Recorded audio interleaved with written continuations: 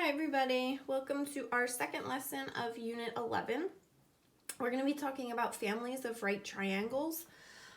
So the first thing I want to talk about is what a Pythagorean triple is.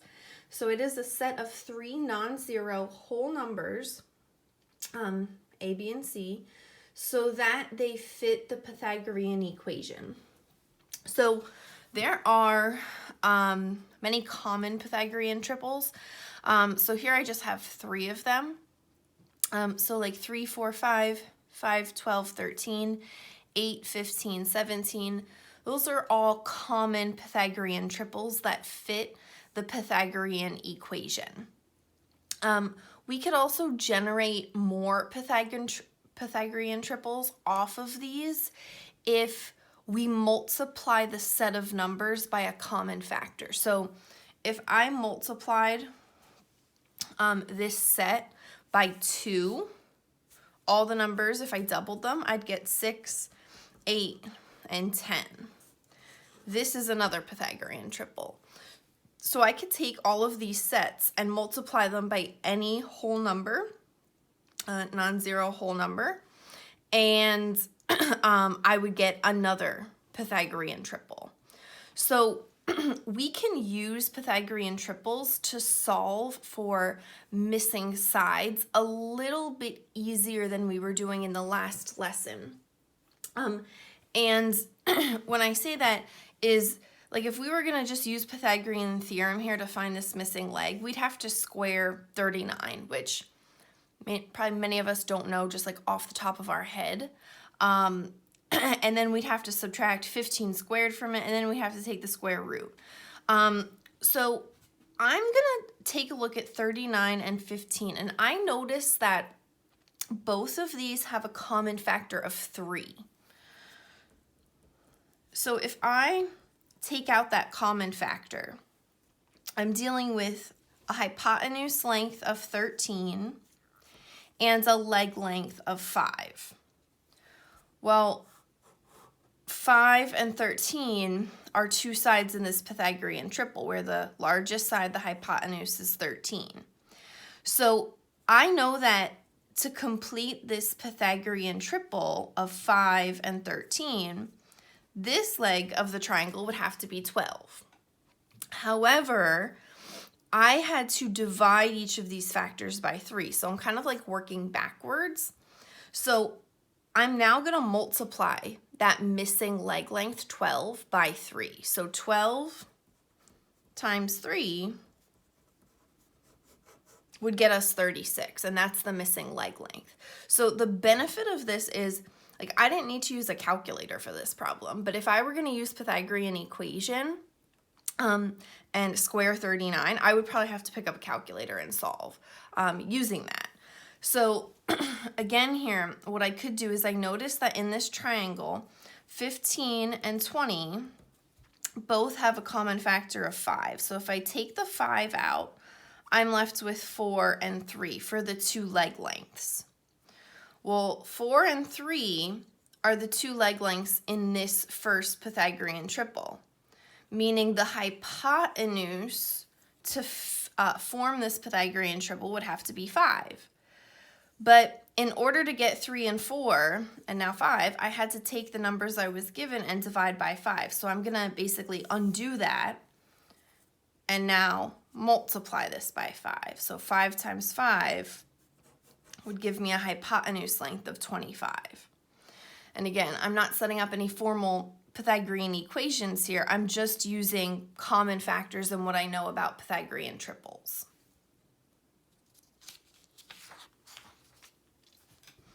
All right, so the next one's going to be kind of like a multi-step problem. We have two right triangles in this diagram.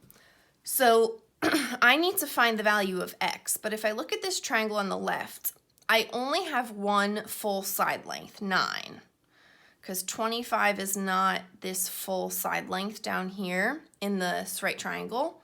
So I can't do any Pythagorean triple or Pythagorean equation work with the triangle on the left. So let's look at the right triangle on the right. I know that the leg is 9, the hypotenuse is 15, but I don't know the second leg. But since I know 2 of the side lengths, I can solve for the third. I'm just going to go ahead and use the Pythagorean triple method. I know that 9 and 15 are both divisible by 3. They have a common factor of 3. So let me take that out. I get 5 and 3. 5 for the hypotenuse, 3 for the leg. So I know that like 3, 4, 5, that's the most common Pythagorean triple. I know that this missing leg would have to be 4 to make the Pythagorean triple work. But since I divided by 3, I now need to multiply that 3 back in. So this length from here to here would be 12. Since I know the span from here to here is 25 and part of that 25 segment length is 12, 25 minus 12 would give me 13. So if I just kind of like extract this triangle on the left, I have X here, I have 9 here, and we just found out this leg down here is 13. So now that I have 2 side lengths, I can use triples or Pythagorean equation.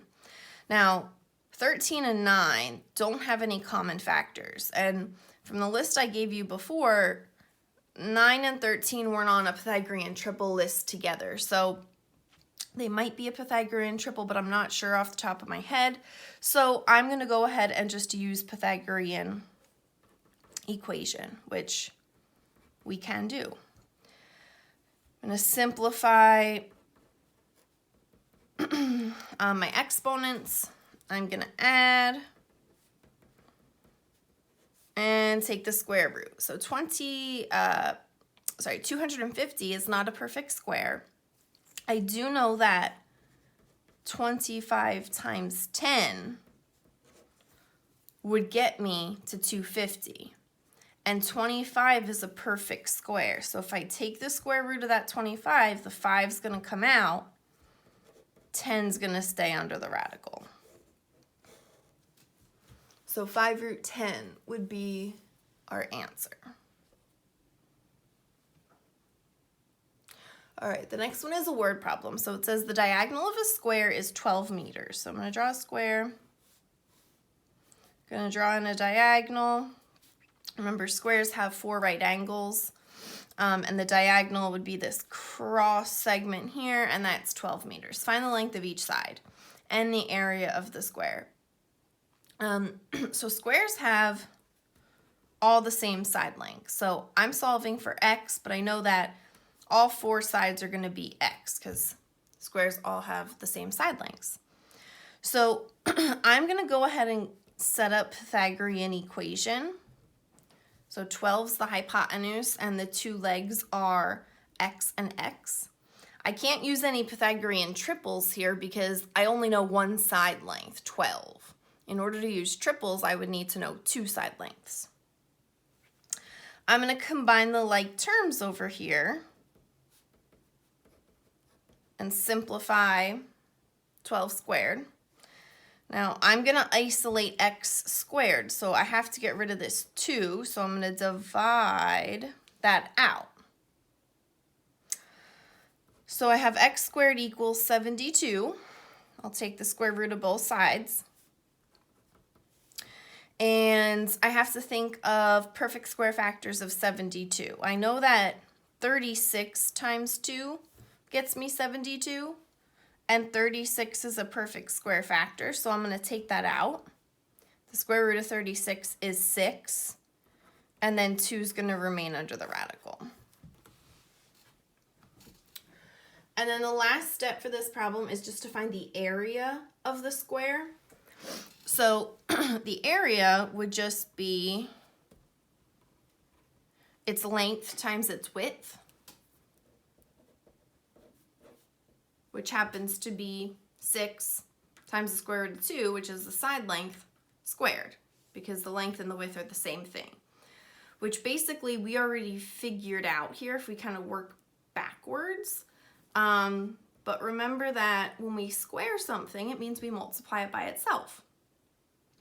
And when we multiply radical expressions, we multiply the like terms. So the terms outside the radical would get me 36. The terms with the radical would get me just 2. And then 36 times 2 is 72. So we were kind of just like working backwards here. So this would be the area.